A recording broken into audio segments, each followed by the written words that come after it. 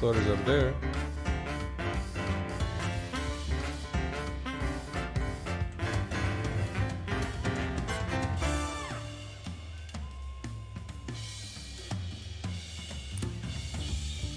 The girl tilts her basket away to hide whatever's inside.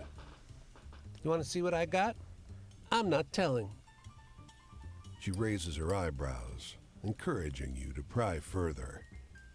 This girl is either very confident or too young to know shyness. Okay, let's play along. Got you hooked. Too easy. She twists her lips to one side, mimicking a more adult, thoughtful gesture. I'll tell you what. I'll show you what's in the basket if you do something for me. Sure. Excellent. I want you to kill my mother. What? She looks to check if you're paying attention, then points to a figure working at the other end of the field. She's boring. She keeps making me work when I want to play. What the?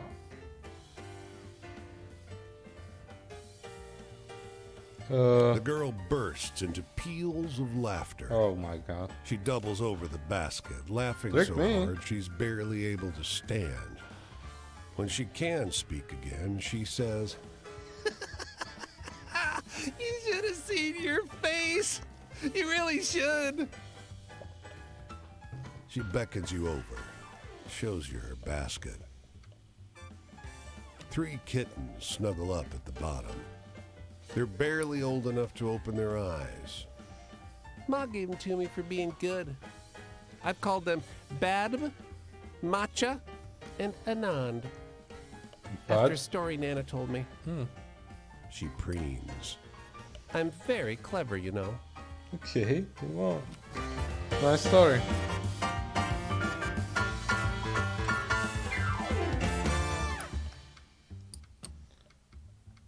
I need to find that story.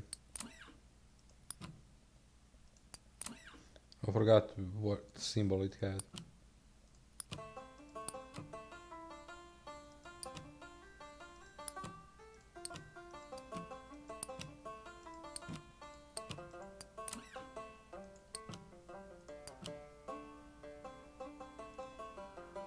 No?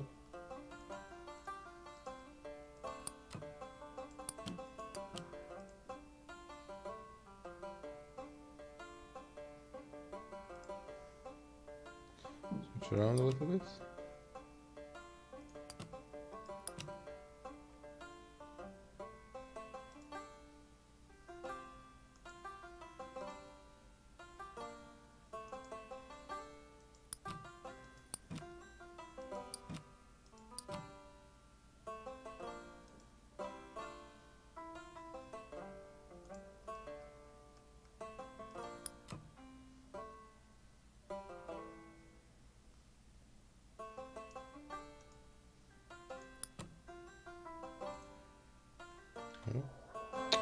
Damn it.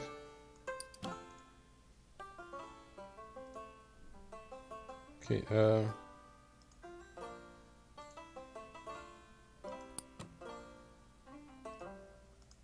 okay, that's probably a funny story, that's why I wanted.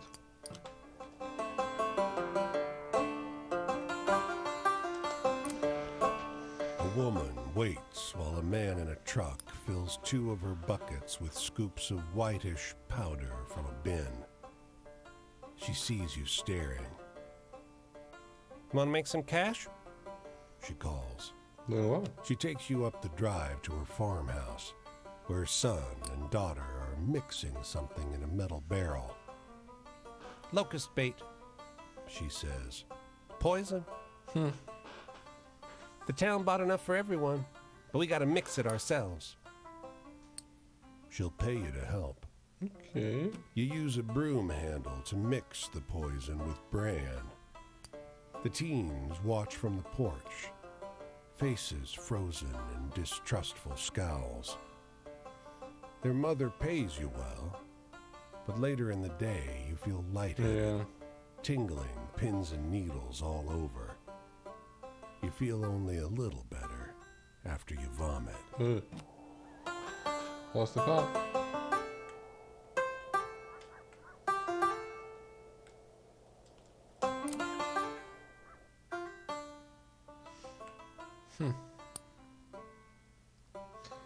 Let's see wild story. Tell about the ghosts who punish spiritualists for their hubris. It makes a couple minutes, but suddenly you reckon a story about the sense.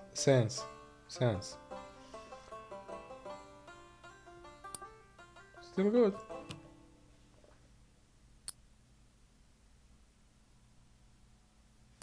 That story happened to me. I never said it. Oh shit.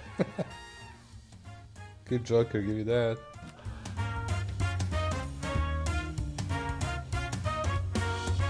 Go for the town.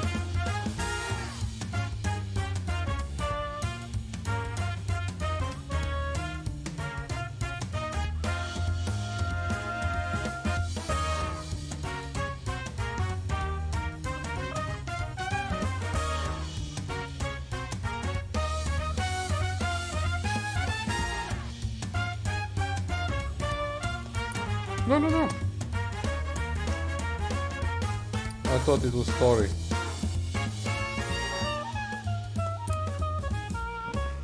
The storm swept in just before sundown, heralded by a purple sky and electricity in the air. He sought shelter alongside a grizzled farmer.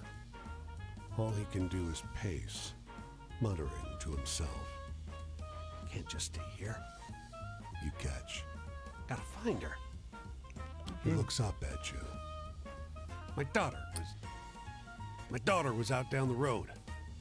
He balls his fists. God, fuck this. He hauls open the door, shielding his face from the fierce dust. He runs out into the storm. The dust scours your skin, and razor winds whip at your clothing. You struggle for breath. The maelstrom has turned the world murky red. You don't see the farmer. You press on through the storm. I expected it.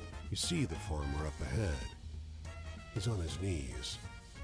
A great, dark shape made from swirling dust looms over him.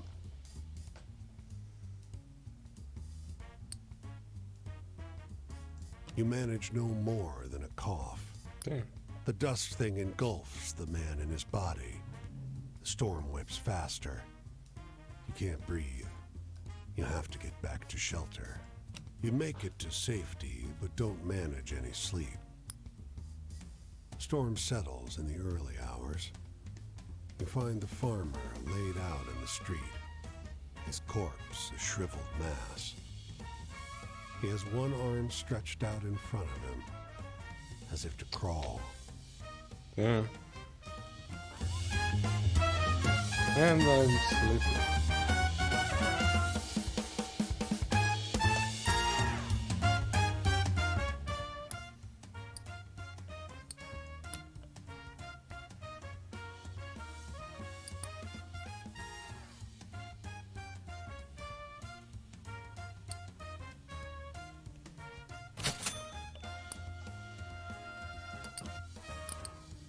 The corridors of Cincinnati's music hall reverberate with the sounds of an orchestra warming up for rehearsal. If we unbolt the light rig, we can crush them, says a voice up ahead. No, another answers. Hiding Baldy's baton will be sufficient to stop the din.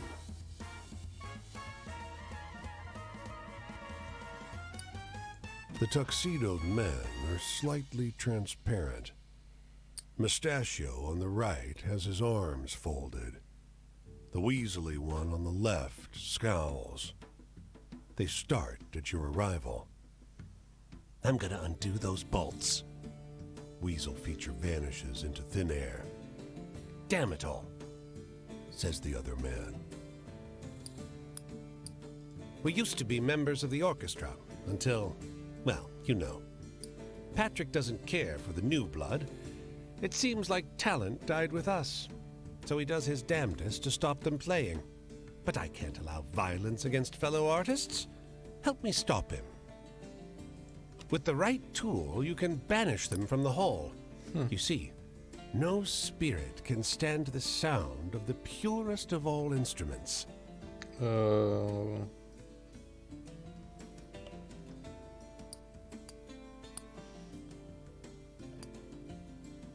What's a piano? No, Banjo? no, no. I guess it's a violin, but He shakes his head, exasperated. No, the triangle. oh, The orchestra has one, but their percussionist's a sop. He never hits it right. If you can get there, you can ensure the only thing brutalized here today is Chopin. The orchestra is midway through practice. They're in dire need of it. The percussionist dozes on his stool. Everyone's oblivious to the muttering from the lighting rig.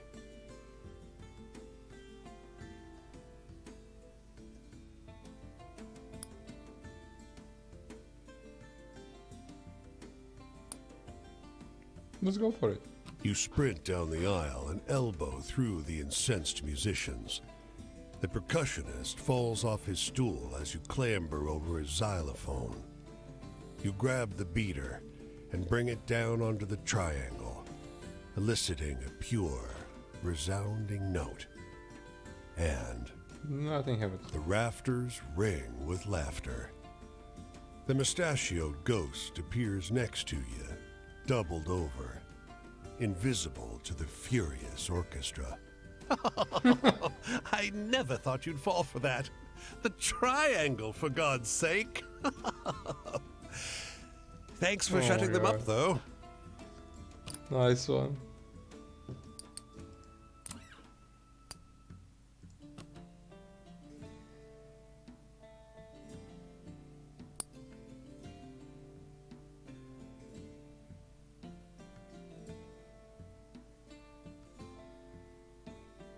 Sure, watch the dog.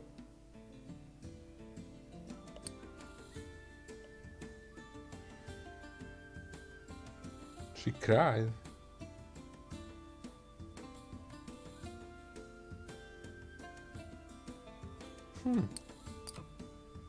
Interesting.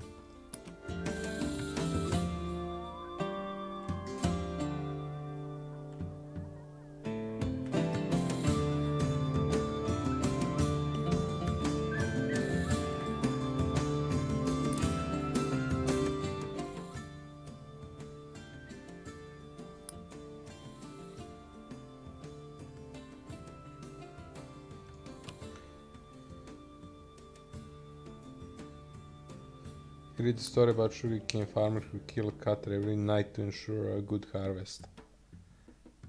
You're shocked the story of sugarcane farmer who took criminals from the jail and broke field until they die. What a bit to change. Oh yeah.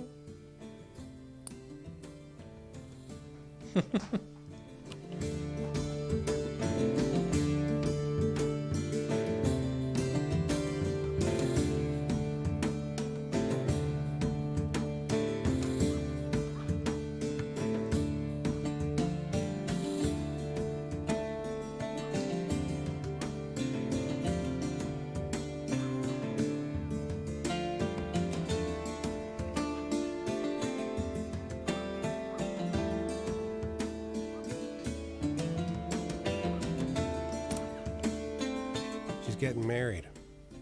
The soldier tells you. The two of you observe the church from the dusty road, straining to hear the faint joy of the ceremony transpiring within. I fought for 10 years to come home because she said she'd be here, waiting for me. And look, can you believe it?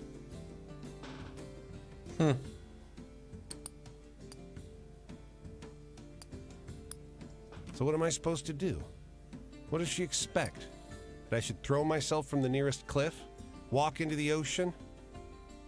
He snorts, sets off down the road.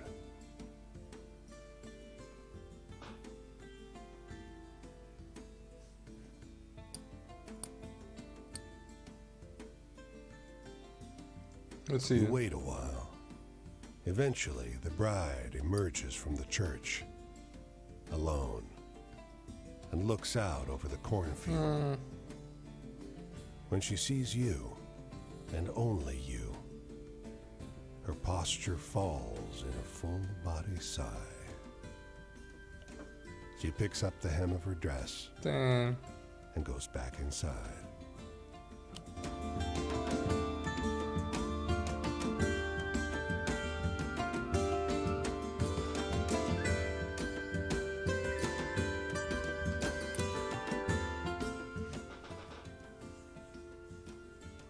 Oh yeah, we read this one.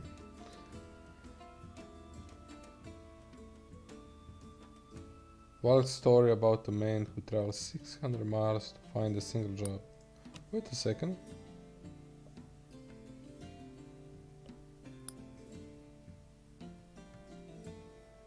It's a strange version of a story of couple parted by employment, but some bits left out.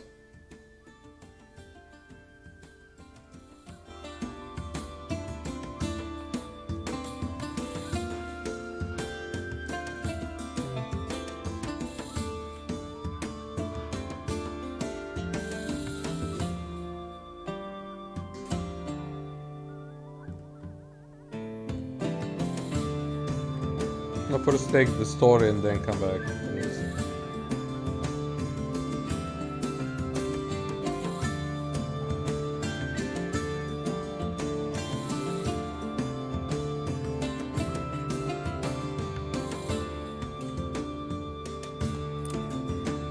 Just a moment there.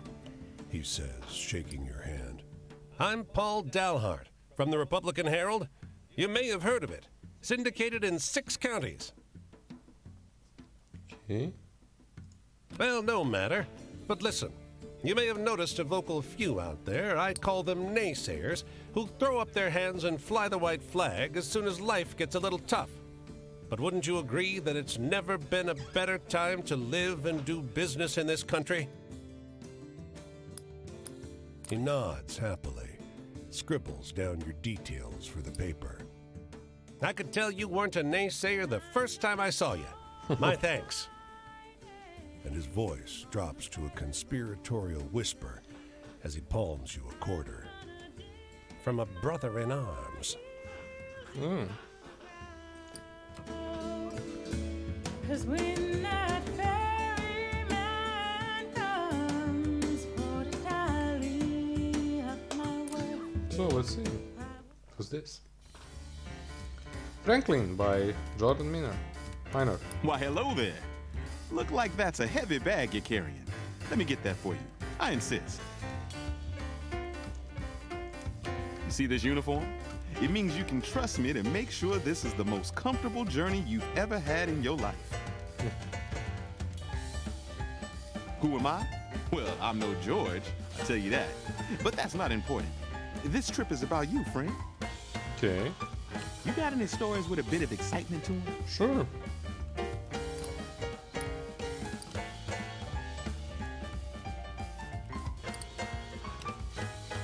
Let's try a new one. Not sure my brothers will find that one particularly scary. Okay, that's a scary story, but not really. Authority. Hopefully people who ride in a Pullman car feel a little of that.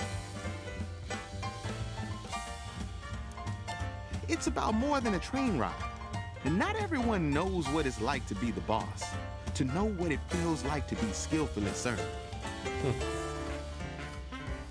Pullman porters give you a taste, so boss George Pullman will know you'll be back for more. Anyway, I'm in the mood for a good happy story. You got any? No, my brothers.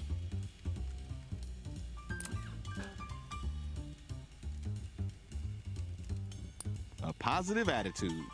That's what I like to hear.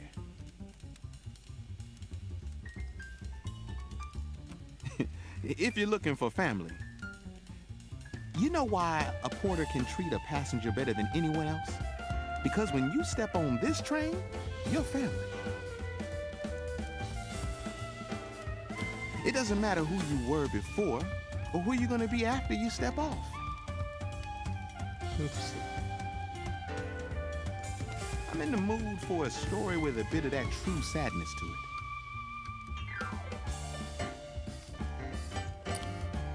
Sad, sad story.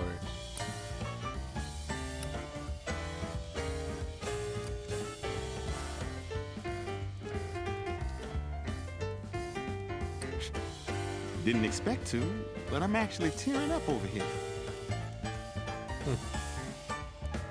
Future? We're making it. There's never been anyone like us Pullman Porters. It's why we have so much pride. We're setting standards for future folks, and we know just how damn high those standards are. You got any stories with a bit of excitement to them? Sure.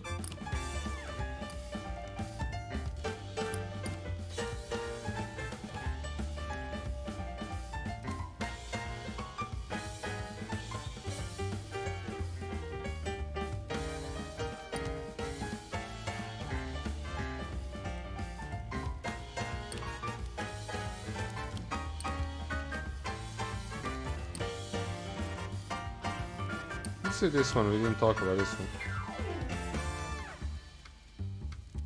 So, does that one scare you? Okay. Not sure about me. Travel, we've all got places to be, and we've all got to get there somehow. So why not get the getting there to be as good as it can get? See, that's really important when getting there is all you got. Have any optimistic tales? I'd like to hear one of those. Okay.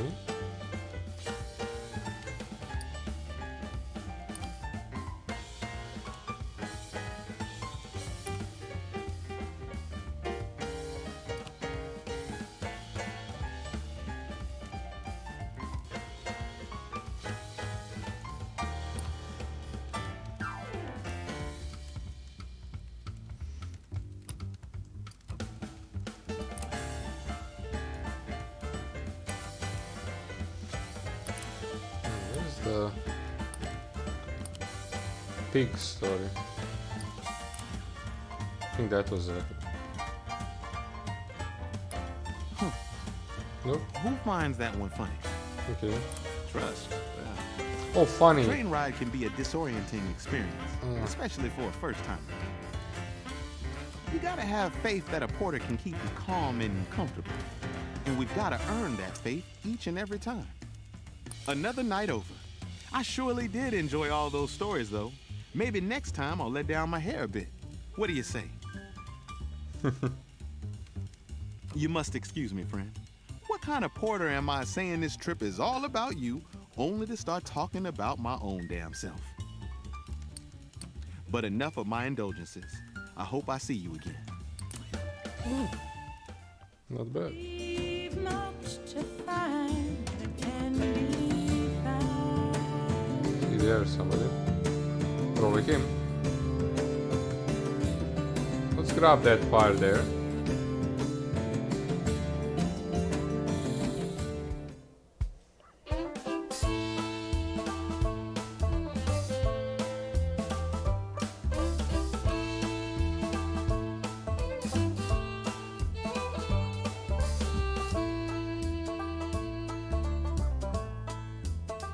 Well, I'm gonna scrawl my name on the bare bones of the earth. I'm gonna dig my heels into the ground.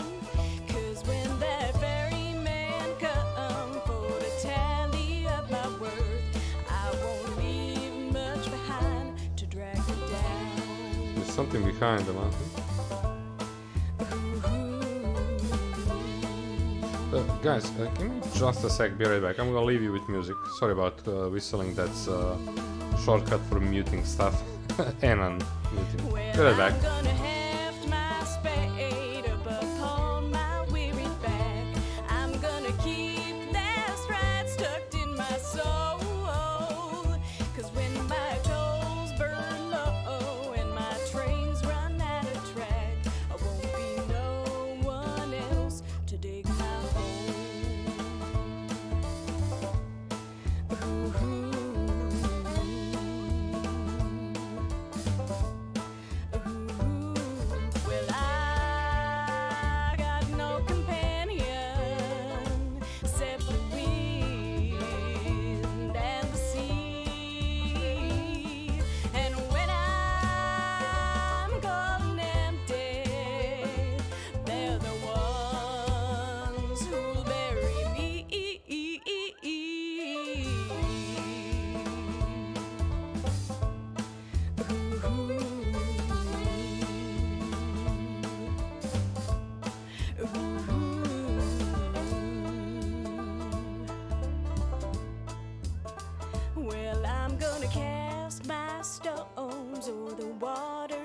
this land, and by I'll see them far and long.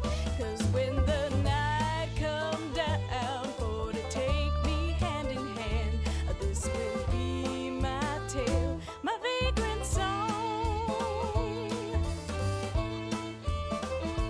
This will be my tale, my vagrant song.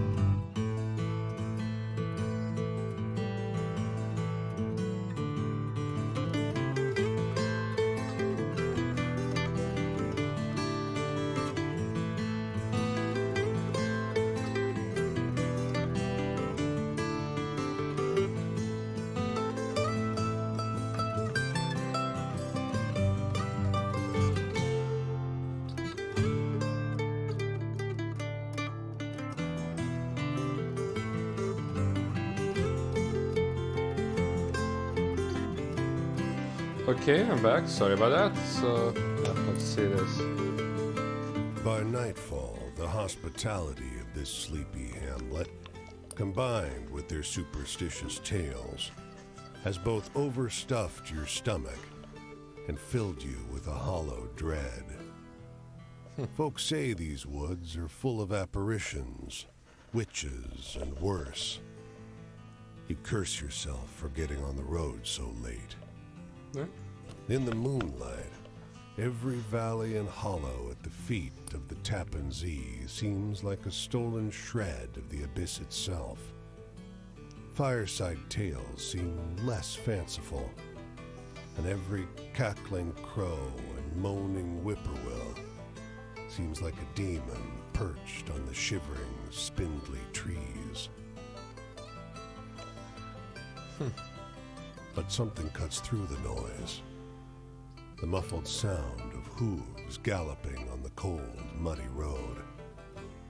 When he finally slows his horse alongside you, it's as though he had just appeared out of the mist. He's astride a gigantic black courser, and though his boots are muddy and ragged, he wears an immaculate coat with great, shining buttons. From his saddle hangs an antiquated flintlock and a cavalry saber. In the darkness, you can hardly see above his towering shoulders. No face. At least on picture. His voice is a rumbling croak, deep, but as though his throat is filled with thorns. Have you happened upon a cannonball around here? You can tell English isn't his first language. German is.